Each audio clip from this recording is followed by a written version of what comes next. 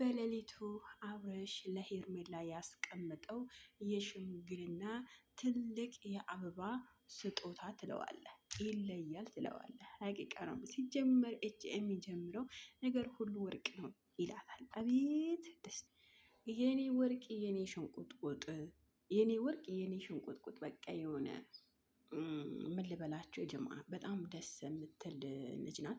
ሰላም ጤና ይስጥልኝ ውዶች፣ የኔ ታደራችሁልኝ ደህና ናቸው? ከእንቅልፍ የመነሳቴ ነው አንደኛ።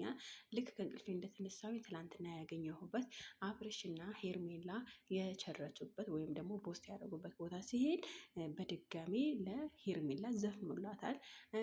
በሽምግልና የሚካሄደው ወይም ደግሞ በሽምግልና ትልቅ ምናምን አበባ ታውቃላችሁ አይደለ? ትልቅ በቃ ምን ልበላችሁ ከ100 ምናምን ሺህ የሚገዛ አበባ አለ አይደለ?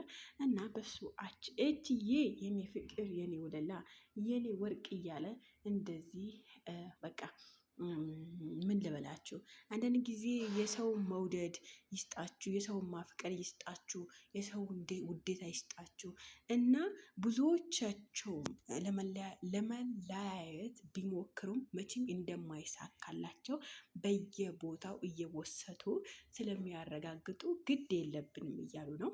ስለዛ ሄርሜላና አብርሽ መቼም አንለያይም ብለዋል። ያው ትላንትና እንደሰማችሁት ዳኒ ቤት የተናገሩት ነገር እጅግ በጣም አጅብ የሚያሰኝ እጅግ በጣም ደስ የሚል ነገር ነውና እኔ በጣም ደስ ብለኛል በበኩሌ ማለት ነው ለሄርሜላና ለአብርሽ።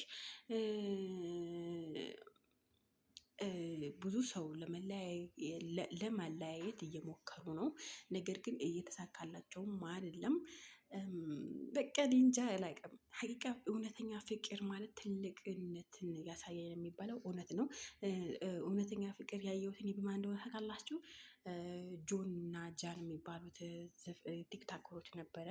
ያው ተለያይተዋል ታውቃት፣ በቃ በነሱ ነው። ከዛ ሳምሪ እና ፋኒ በቃ ቦን እንጃ ትክክለኛ ፍቅር የሚለው በዛ ነበር የምገልጻቸው ማለት ነው። እና ትክክለኛ ፍቅር ራሱ ማናቸው ብባል ጆን ዳን እና ጆን ወይም ዳኒ እና ሳምሪ እና ፋኒ ነበረ። በእውነተኛ ዓለም ፍቅር በቃ በጣም የሚዋደደው በጣም የሚፋቀሩ ነበሩ። እንዴት እንደሚሆኑ ያው ቲክቶክ ላይ ህዝብ ላይ ምናምን እና የሄርሜላን ፍቅር መጨረሻው የመለያየ ሳይሆን የመጣመር ያደርግላቸው እያልኩኝ ውዶችዬ በሌላ ቪዲዮ መለሳለሁኝ። ላይክ፣ ሼር፣ ሰብስክራይብ እያደረጋቸው አበረታቶኝ። ግን አንዳንዶችዬ ለምንድን ነው አይታችሁ ሰብስክራይብ የማታረጉት? አይታችሁ ላይክ ለምን አታረጉም? እያያችሁ ምንም የሚጎልባችሁ ምንም የሚቀንስባችሁ እኮ ነገር የለም።